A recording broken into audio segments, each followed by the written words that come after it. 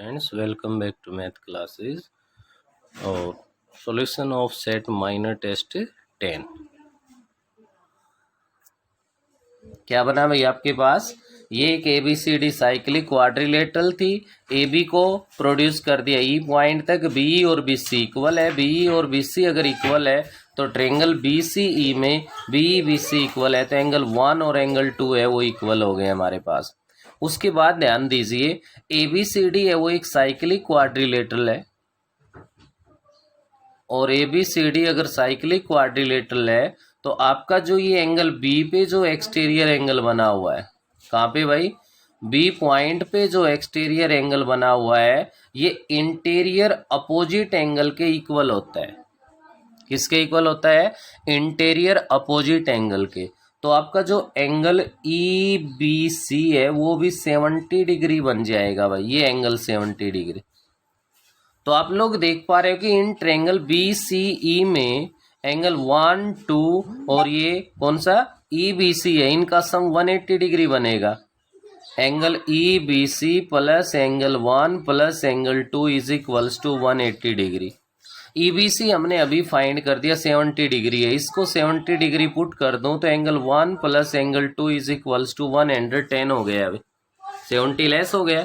अब 1 और 2 तो इक्वल है हमारे पास, 1 और 2 इक्वल है तो यहाँ से हमें 2 की जरूरत है, तो 2 की टर्म में चेंज कर दो। Angle 2 plus angle 2 is equals to 110, twice of angle 2 is equals to 110, 2 से डिवाइड कर दिया 55, angle 2 is equals to 55 degree आ गया।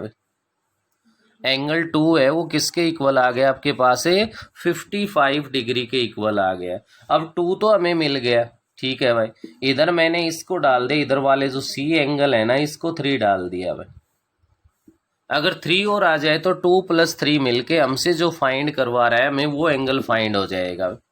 ऐसा करने के लिए आप लोग देख सकते हो ABCD is a cyclic quadrilateral, then angle A plus angle C is equals to 180 degree, क्योंकि अपोजिट एंगल का जो सम है वो किसके इक्वल होता है हमारे पास? 180 डिग्री के इक्वल होता है।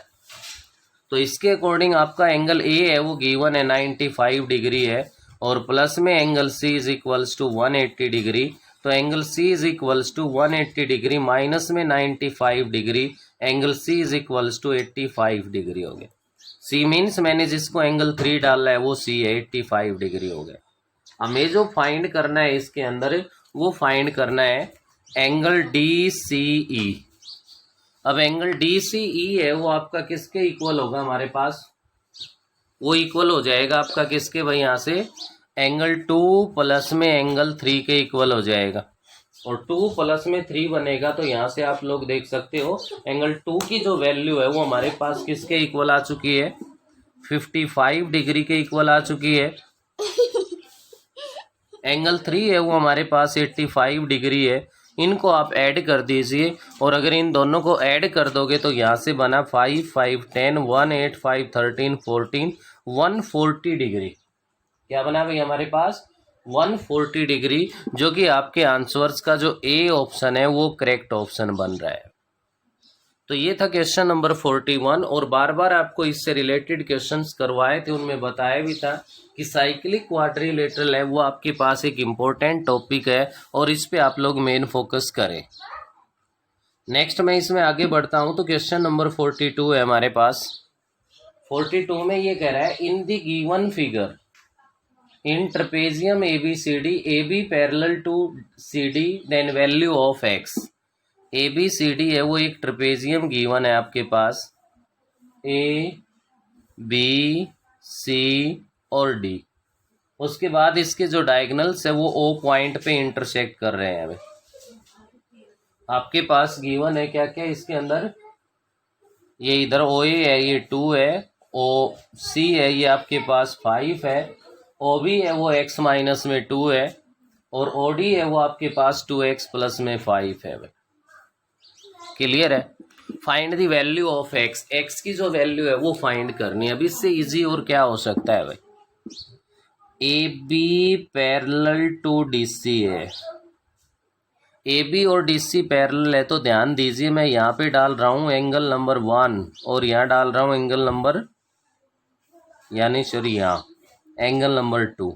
तो देखिए एंगल 1 है वो 2 के इक्वल होगा या नहीं, क्योंकि ये पैरेलल है तो अल्टरनेट इंटीरियर एंगल हो गए। ऐसे ही बी डी है वो ट्रांसवर्सल लाइन लोगे तो इधर मैंने एंगल 3 डाल दिया, इधर 4 डाल दिया, 3 4 के इक्वल होगा। ओ पे इधर आपका ये वर्टिकली अपोजिट एंगल ये भी इक्वल होगा। तो बनेगा कि आपके पास ट्रेंगल ए ओ बी सिमिलर हो जाएगी ट्रेंगल किसके भाई, ए वाला एंगल तो सी के इक्वल है तो सी ओ डी के। Triangle A O B similar to triangle C O D. Two triangles are similar then their corresponding sides are in the same ratio. अगर टू ट्रेंगल्स है वो सिमिलर है तो उसकी कोरस्पॉन्डिंग साइड्स है वो हमारे पास किस में होगी भाई, सेम रेशियो में होगी। और सेम रेशियो में होगी तो इसके अकॉर्डिंग आप लोग क्या लिख सकते हो, अगर आप इधर से ओ ए का यूज करते हो तो इधर आपको लेना पड़ेगा ओ सी। क्यों भाई, क्योंकि ए वाला एंगल सी के इक्वल है। और आप इधर से अगर ओ बी यूज करते हो तो आपको लेना पड़ेगा क्या, ओ डी। नेक्स्ट बच गया ए बी और डी सी। ए बी और डी सी का कोई रोल ही नहीं है भाई, हमारे पास किसी की वैल्यू ही नहीं है तो उनका यूज करके हम करेंगे क्या। तो ओ ए है वो अपना 2 के इक्वल है, ओ सी है वो 5 के इक्वल है, तो ओ बी है वो आपका x माइनस 2 है, और ओ डी है वो 2x प्लस में 5 है। क्रॉस मल्टीप्लीकेशन कर दो भाई, क्रॉस मल्टीप्लीकेशन करोगे तो ये बन गया 4x प्लस में 10 is equals to 5x minus में 10 हो गया। तो x को इधर लाता हूँ तो minus x is equals to minus का 20 बन गया, और x इज इक्वल्स टू 20 के इक्वल आ गया। अब x की वैल्यू 20 है तो आप लोग अपने ऑप्शंस के अंदर चेक कर सकते हो यहाँ पे कि आपका जो ऑप्शन नंबर सी है वो करेक्ट ऑप्शन है। ये क्वेश्चन नंबर 42 था। अब तक 41 42 में किसी प्रकार की कोई एक सेकंड भी हमें परेशानी आने वाली नहीं थी इस पेपर के अंदर। नेक्स्ट क्वेश्चन नंबर 43 पे अगर मैं आगे बढ़ता हूँ तो in the given figure p Q parallel to S t. अब ये तो एक अपनी एनसीईआरटी की बुक का क्वेश्चन है भाई। ये आपके पास इसका डायग्राम गिवन है और इस डायग्राम में यहाँ पे अपने पास पी पॉइंट है, ये पॉइंट क्यू है, और नेक्स्ट आपके पास ये पॉइंट आर गिवन है, यहाँ पॉइंट एस है और यहाँ पे पॉइंट टी है। एंगल गिवन है आपके पास, क्यू पे जो बना हुआ एंगल है ये 110 डिग्री है, एस पे जो बना हुआ एंगल है ये आपके पास गिवन है बेटे 130 डिग्री है। क्वेश्चन के स्टेटमेंट में गिवन है P Q parallel to S T, P Q parallel to S T. ये पी क्यू है और ये एस टी है, ये दोनों पैरेलल है भाई, क्लियर है। उसके बाद नेक्स्ट ये टू एंगल गिवन है आपके पास 110 और 130। Find angle Q R S, Q R S ये एंगल फाइंड करवा रहा है जो आर पे बना हुआ है। कहाँ पे बना हुआ है भाई, जो आर पे बना हुआ एंगल है ना, ये एंगल फाइंड करवा रहा है आपसे। आप क्या कर दोगे यहाँ पे बस पी पी क्यू है ना, इसको एक्सपेंड कर दो, इसको आगे बढ़ा दो आप, क्लियर है। अगर इसको आगे बढ़ा देते तो यहीं पे डायग्राम में क्वेश्चन का आंसर आ गया। पी क्यू को अगर एक्सपेंड किया है तो आपके पास देखिए ये एक स्ट्रेट लाइन बन गई, स्ट्रेट लाइन बन गई तो इन दोनों एंगल का सम 180 होगा। अगर ये 110 है तो इधर आपका ये 70 डिग्री आ गया। कितना आ गया, ये 70 डिग्री आ गया। बोलो क्लियर हुआ है नहीं। अब एस टी और पी क्यू पैरेलल है तो ये ट्रांसवर्सल लाइन है।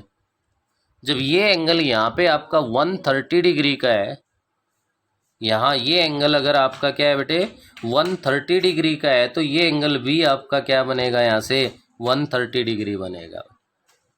और जब ये 130 डिग्री बन गया तो इधर वाला एंगल ये कितना बन गया हमारा 50 डिग्री आ गया। अब देखिए इस ट्रायंगल के अंदर एक एंगल 70 डिग्री है, एक एंगल 50 डिग्री है, एंगल आर है वो हमें फाइंड करना है और इनका सम 180 डिग्री होगा। तो 70 और 50 120 बन गया, तो एंगल आर है वो आपका इक्वल हो गया 180 माइनस में 120 हो गया, तो यहाँ से एंगल आर है वो आपका 60 डिग्री के इक्वल आ गया। किसके इक्वल आ गया, ये हमारे पास है 60 डिग्री के इक्वल आ गया। तो 60 डिग्री के इक्वल है तो इसका जो ऑप्शन नंबर सी है वो आपका करेक्ट ऑप्शन बन रहा है। नेक्स्ट आगे बढ़ता हूं तो क्वेश्चन नंबर 44 है हमारे पास। 44 में ये कह रहा है आपसे, ये आपको थोड़ा सा और ध्यान देने की जरूरत पड़ेगी भाई।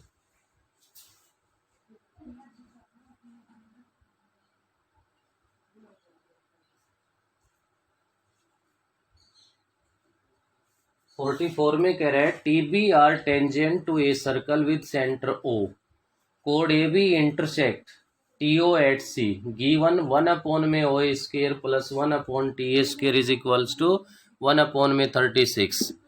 ये डायग्राम गिवन है भाई।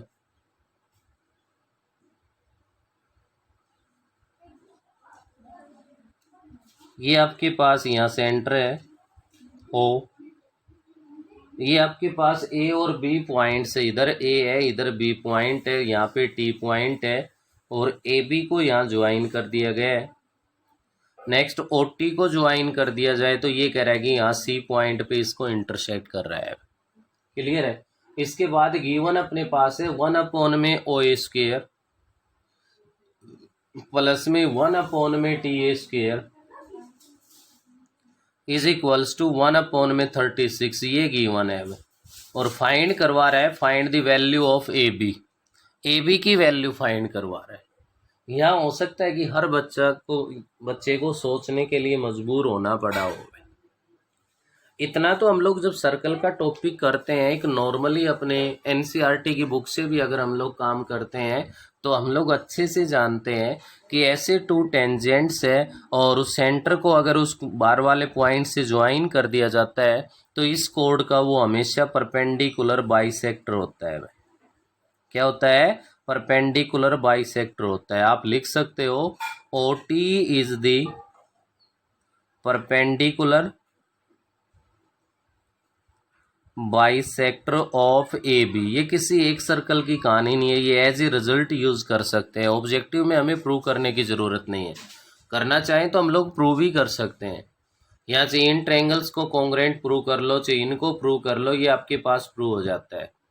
ये प्रूव होने के बाद आप लोग यहाँ पे कुछ नया हमें यूज करने की ज़रूरत है। वो क्या है, ध्यान दीजिए। मैं ट्रायंगल ए सी टी ले रहा हूँ। In triangle A C T में मैंने इस एंगल को थीटा ज्यूम कर लिया भाई। क्या ज्यूम कर लिया? इसको थीटा। अगर मैं इसको थीटा एंगल ले लेता हूं तो मैं यहां से साइन थीटा फाइंड करने जा रहा हूं भाई। साइन थीटा, ध्यान होगा, पंडित बद्री प्रसाद हर हर बोल ले। तो साइन थीटा बन गया परपेंडिकुलर अपॉन हाइपोटेन्यूज। अब इसके अकॉर्डिंग परपेंडिकुलर बना आपका ए सी। कितना बना भाई? AC अपॉन हाइपोटेन्यूज कितना बना? TA। इसको डाल दिया मैंने इक्वेशन फर्स्ट। क्लियर है? अब ध्यान दीजिए, इधर जो ट्रायंगल ACO है वो भी राइट एंगल ट्रायंगल है। जब देखिए ये एंगल है थीटा, तो आपका जो ये एंगल है इधर वाला, ये कितना बना भाई? ये 90 माइनस में थीटा हो गया। अब आपको पता है कि OA रेडियस है और TA टेंजेंट है, तो ये पूरा एंगल 90 डिग्री का है नहीं। जब ये 90 माइनस थीटा है तो ये जो एंगल आपसे मैं बात कर रहा हूँ ये थीटा बन गया है भाई। अच्छे से तसल्ली से सोच सकते हो आप लोग। OA रेडियस है, TA टेंजेंट है, तो OA और TA के बीच 90 का बना हुआ है। जब ये इधर वाला एंगल 90 माइनस थीटा है तो ये एंगल कितना रह गया? थीटा बन गया। अब ये थीटा आने के बाद मैं यहाँ पे लिखूंगा इन ट्रायंगल ACO में मैं कोस थीटा फाइंड कर दूंगा भाई। अब कोस थीटा होता है बेस अपॉन हाइपोटेन्यूज। इस राइट एंगल ट्रायंगल के अकॉर्डिंग बेस AC बन गया, हाइपोटेन्यूज OA है, AC अपॉन में OA आ गया। अगर ये फाइंड करने में कोई बच्चा कामयाब हो गया तो यहाँ इस क्वेश्चन से रिलेटेड कोई परेशानी उस बच्चे को नहीं आनी।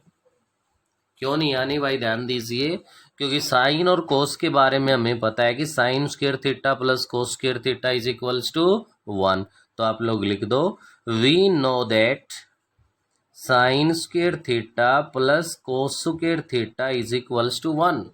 साइन थीटा की वैल्यू क्या है? रख दो यहाँ पे। स्क्वायर करोगे तो AC स्क्वायर अपॉन में TA square plus cos square theta क्या है? AC स्क्वायर अपॉन में OA square is equals to 1 हो गया। आप लोग क्या करोगे? न्यूमरेटर से AC स्क्वायर को कॉमन ले लीजिए। AC स्क्वायर कॉमन ले लो तो ये बन गया 1 अपॉन में TA स्क्वायर प्लस 1 अपॉन में OA square is equals to 1 आ गया। अब अपने पास क्वेश्चन में ऑलरेडी गिवन है 1 upon OA square plus 1 upon TA square 1 upon 36 के इक्वल है भाई। तो AC स्क्वायर इंटू में आ गया 1 अपॉन में 36 इज इक्वल्स टू 1 है। अब 36 को उधर मल्टीप्लाई में भेज दोगे तो AC² इज इक्वल्स टू 36 हो गया। AC इज इक्वल्स टू ±6 आएगा, लेकिन AC है वो तो लेंथ है, साइड है, तो आप यहाँ पे नेगेटिव नहीं हो सकती। तो AC इज इक्वल्स टू कितना आ गया, 6 आ गया। AC अगर 6 आ गया तो हमारा AB क्या कहलाएगा, ट्वाइस ऑफ AC होगा। तो 2 इंटू में 6 इज इक्वल्स टू 12, क्या बन जाएगा भाई हमारे पास यहाँ पे 12 के इक्वल है वो आपके पास ए भी आ जाएगा। 12 यूनिट्स, कुछ भी नहीं लिख रखा है। तो आप देख पा रहे हो कि आपके क्वेश्चन के अकॉर्डिंग यहाँ बी का जो ऑप्शन है वो आपका क्या बन रहा है भाई, करेक्ट ऑप्शन बन रहा है। तो ये आपके पास 44 का क्वेश्चन था, जो कि काफ़ी अच्छा क्वेश्चन था, और ये जिस भी बच्चे ने भाई सॉल्व किया हो या जिसको आता हो उसकी तैयारी मेरे हिसाब से काफ़ी अच्छी थी। तुक्का तो किसी का भी लग सकता है या कैसे भी पूरा हो सकता है। नेक्स्ट क्वेश्चन नंबर 45 की अगर मैं बात करूं तो 45 में कह रहा है in the below figure if a b is a diameter of circle and 80 is tangent then value of x will be. ये सर्कल गिवन है आपके पास, ये इधर डायमीटर गिवन है भाई ए बी, ये ए पॉइंट है, इधर बी पॉइंट है, यहाँ ओरिजिन आ गया,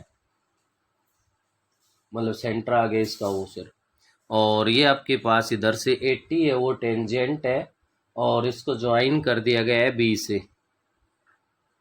80 सर्कल को इंटरसेक्ट कर रही है, पॉइंट का कोई नेम नहीं है, आप लोग लिखना चाहो अपनी तरफ से लिख दो, कोई दिक्कत नहीं। इसको मैंने सी लिख दिया, और सी को ज्वाइन कर दिया गया है। उसके बाद नेक्स्ट हम लोग देख पा रहे हैं कि ये जो एंगल यहाँ पे बना हुआ है ये आपका 50 डिग्री का एंगल बना हुआ है। इस एंगल को x कह रहा है, टी पे जो एंगल बना हुआ है इसको x डिग्री कह रहा है। हमें इस x की वैल्यू फाइंड करनी है। अब ध्यान से अगर कोई बच्चा थोड़ा बहुत भी इसमें सोचता हो तो एक तो सबसे पहला जो पॉइंट है वो आपका ये है, OA रेडियस है, 80 टेंजेंट है, तो क्लियर है कि ये एंगल 90 डिग्री का बन गया है, नहीं क्लियर है भाई। उसके बाद नेक्स्ट पॉइंट पे आइए आप लोग, यहाँ AC जो आर्क है, कौन सी भाई, AC आर्क, इसी AC आर्क ने जो सेंटर पे एंगल बनाया हुआ है वो 50 डिग्री का है। इसी AC आर्क ने रिमेनिंग पार्ट पे जो एंगल बनाया हुआ है वो एंगल B है। तो इसकी हेल्प से आपका जो एंगल B है वो क्या बन गया, वो 25 डिग्री बन गया, इसका हाफ हो गया भाई। तो अब आप लोग बात करो इन ट्रायंगल ABT में, ABT में angle A plus angle B plus angle T is equals to 180 degree. Angle A है वो हमारे पास आ चुका है 90 डिग्री, प्लस में एंगल B है वो 25 डिग्री आ चुका है, और प्लस में एंगल T का मतलब x ही तो है, इज इक्वल्स टू 180 डिग्री। क्या बना भाई यहाँ से, x is equals to 180 minus 90 तो 90 हो गया, माइनस 25, 90 में से 25 को सब्ट्रैक्ट कर दो तो x is equals to 65 degree बन गया। और यहाँ आप लोग इसमें देख पा रहे हो कि जो 65 है हमारे पास, वो ऑप्शन नंबर A है, वो आपका करेक्ट ऑप्शन बन रहा है। क्या बन रहा है, 65 है वो आपका यहाँ पे करेक्ट ऑप्शन बन रहा है। नेक्स्ट मैं अगर क्वेश्चन नंबर 46 की बात करता हूँ तो 46 पे आप लोग ध्यान दे सकते हो, C1 and C2 are two circles in a plane if n is total number of common, या ट्रायंगल्स की बजाय कॉमन टेंजेंट्स आना चाहिए भाई, कॉमन क्या आना चाहिए, कॉमन टेंजेंट्स।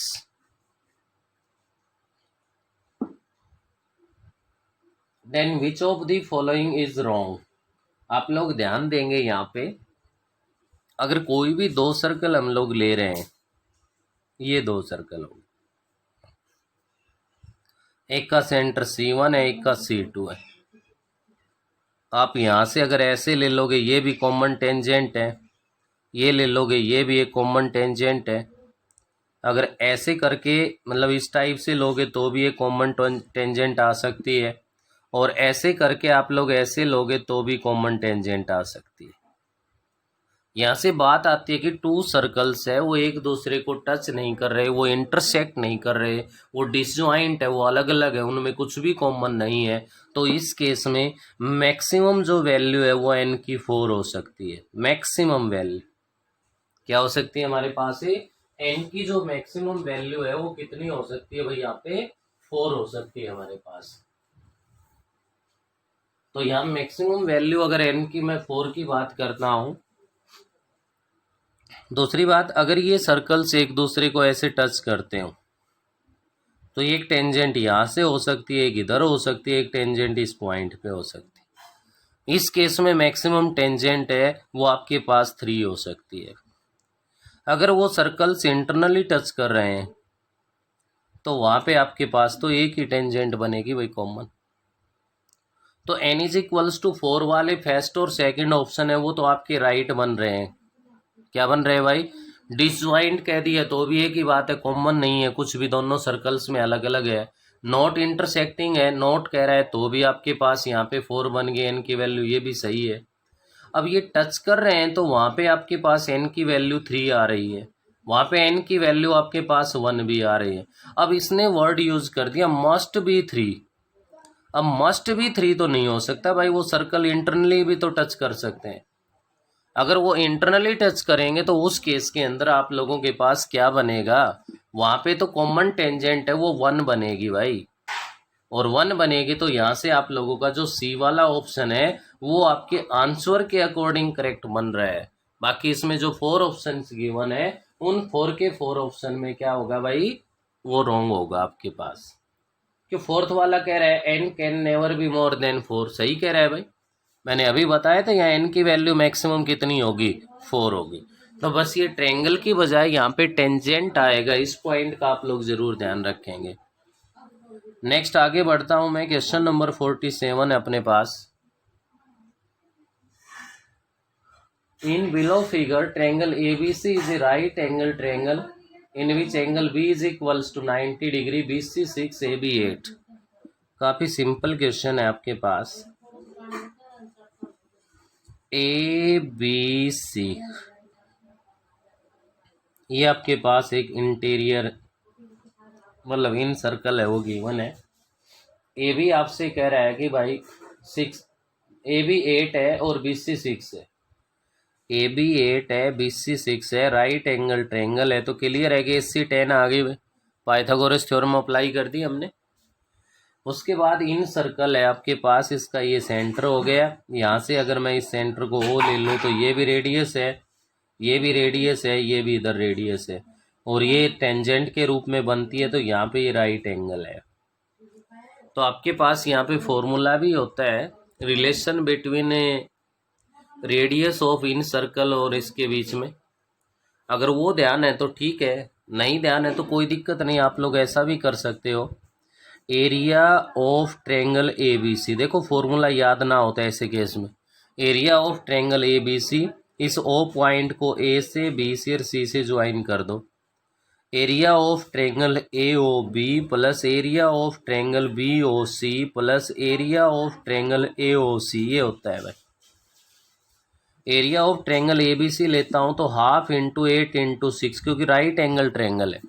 अगर राइट एंगल ट्रेंगल ना हो तो इरॉन्स फॉर्मूला है वो आप लोग फॉलो कर दोगे।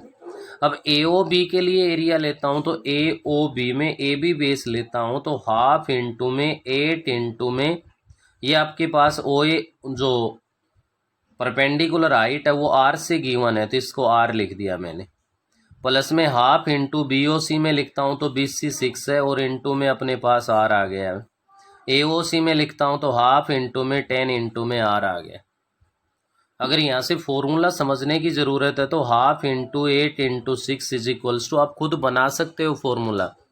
आपने हाफ को कॉमन ले लिया, R को कॉमन ले लिया, तो 8 प्लस 6 प्लस 10 इंटू में क्या आ गया आपके पास यहाँ पे 8 प्लस 6 इंटू 10 इंटू में R आ गया। क्लियर है भाई, यहाँ से क्या बना ध्यान दीजिए, ये क्या है, ये एरिया है, ये क्या है सेमी पेरीमीटर हो गया भाई हमारे पास, और इंटू में ये क्या है रेडियस होगी। तो area is equals to S into में R आ गया है। Area is equals to S into R, या फिर आप लोग ऐसा भी लिख सकते हो 2A is equals to P into R, perimeter का भी यूज कर सकते हो। या a is equals to s into r का फॉर्मूला डायरेक्ट लगा देते, चाहे ऐसे सोल्व कर देते भाई। क्या बना आपका, हाफ से हाफ है वो तो डिवाइड हो गया। इधर लेफ्ट हैंड साइड में 8 इंटू 6 है, राइट में इनको ऐड कर दो, ऐड कर दिया तो 8 प्लस 6 14 प्लस में 10 24 इंटू में आर है, 6 से डिवाइड कर दिया 4 पे, 4 से कर दिया 2 पे, आर इज इक्वल्स टू 2 आ गया। आर की जो वैल्यू है वो 2 के इक्वल आ गई, और आर की वैल्यू 2 के इक्वल आने का मतलब है कि यहाँ जो आपका डी का जो ऑप्शन है वो करेक्ट ऑप्शन है।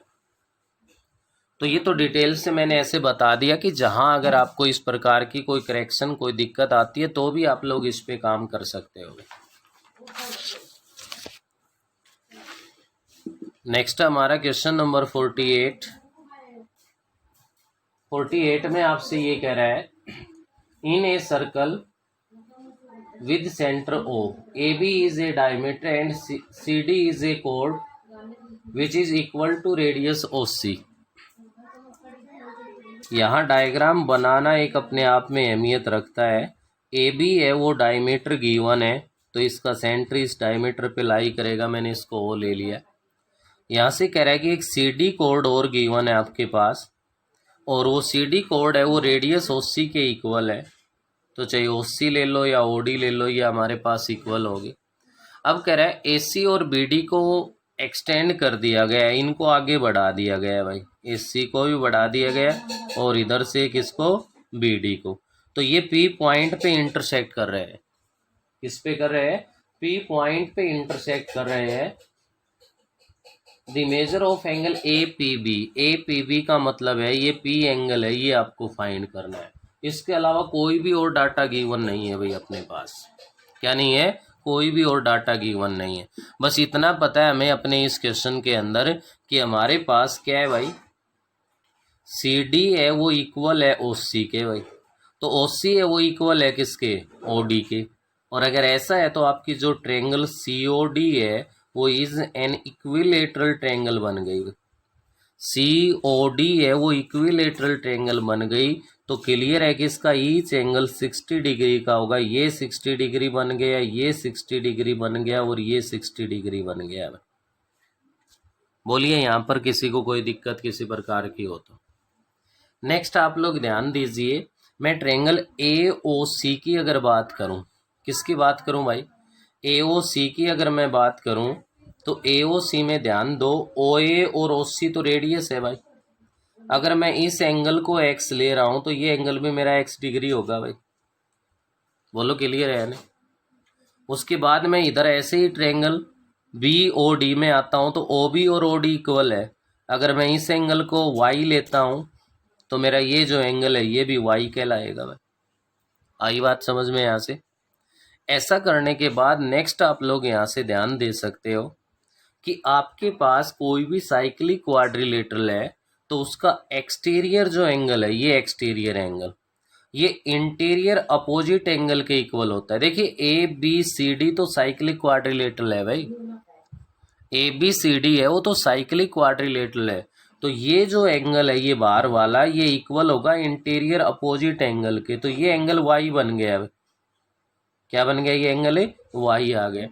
और ऐसे ही ये एक्सटीरियर एंगल है, इंटीरियर अपोजिट एंगल लोगे तो इस A के इक्वल होगा, तो ये एंगल आपका X बन गया। अगर आपको किसी तरह x प्लस वाई की वैल्यू मिल जाए तो P तो अपने आप आ जाएगा, इस ट्रायंगल का थर्ड एंगल है भाई। और x प्लस वाई फाइंड करने के लिए आप कहीं भी आ जाओ, आप यहाँ पे लिख सकते हो ACP is a straight line. ये ACP एक स्ट्रेट लाइन है भाई, और स्ट्रेट लाइन है तो इसके वन साइड के एंगल का सम 180 डिग्री बनेगा। क्या लिख सकते हो आप लोग, x plus 60 plus Y is equals to 180 degree हो गया। x plus 60 plus Y is equals to 180 degree हो गया। और यहाँ से आप लोगों के पास क्या बनेगा भाई, x और y का अगर सम आप लेते हो तो x plus Y is equals to 120 degree आ गया। जब x और y का सम 120 डिग्री है तो हम लोग लिख सकते हैं इन ट्रायंगल PCD में क्या बनेगा, angle P plus angle C plus angle D is equals to 180 degree. Angle P plus X plus Y is equals to 180 degree हो गया भाई। तो इसके अकॉर्डिंग अपने पास यहाँ पे बना क्या अपने पास angle P plus x y की वैल्यू तो 120 आ चुकी है भाई, इज इक्वल्स टू 180 डिग्री हो गया, और angle P is equals to 60 degree आ गया। एंगल P है वो आपका किसके इक्वल आ गया भाई, 60 डिग्री के इक्वल आ गया। और एंगल P अगर आपका यहाँ पे 60 डिग्री के इक्वल है तो आप क्या कह सकते हो,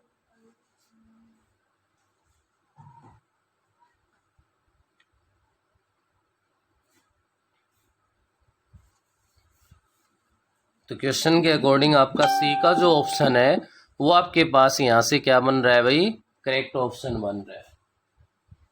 नेक्स्ट आपका क्वेश्चन नंबर 49 है भाई। 49 में आपसे क्या कह रहा है इसके अंदर, ये